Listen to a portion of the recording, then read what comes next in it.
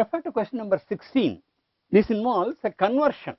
This conversion is how do you convert phenol to 4-fluorophenol, that is a fluorine substituent present in the fourth para position to the phenolic group in the benzene ring. How will you convert this?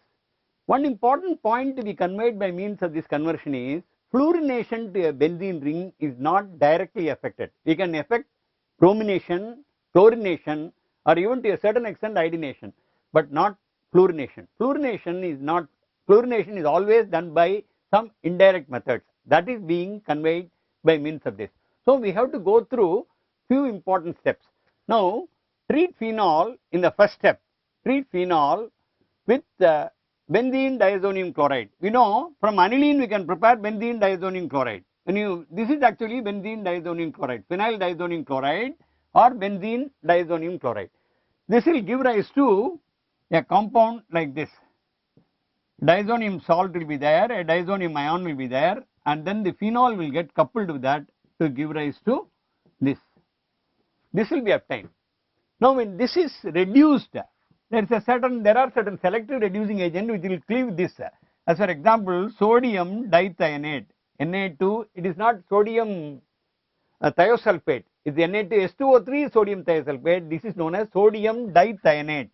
This is known as sodium dithionate. This is the reducing agent. This will actually cleave this to give rise to an aminophenol. This will give rise to the phenolic group will not get affected. This will become an amino group. So it will give rise to para-aminophenol. Instead of from the phenol, we are getting para-aminophenol by means of this procedure. Now from para-aminophenol, this para-aminophenol, as you know, this can be diacetized.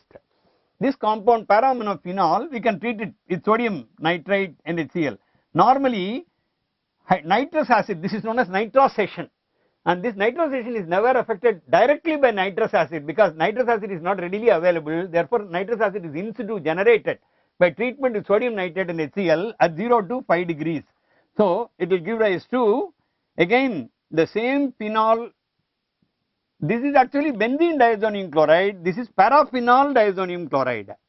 We have the same diazonium chloride, we also have the diazonium chloride, but we have an extra phenolic group in this particular substance. Now when it is treated with, when this is obtained, there is one reaction which is known as Sandmeyer reaction. When it is treated with cuprous chloride and HCl, this will become chloro. When it is treated with cuprous bromide and HBr, this will become bromo. When it is treated with potassium iodide, this will become iodo. Instead of that, when you treat it with KHF2, this will give rise to this molecule, namely para-fluorophenol. This phenol group will remain intact and then the whole group will become fluoride. So this is the method by means of which this conversion is affected. This is not a direct conversion. This is only to convey that the fluorine group to a benzene ring cannot be directly introduced because fluorine is a very active element. We have to introduce it through some indirect routes. That is being indicated by means of this reaction.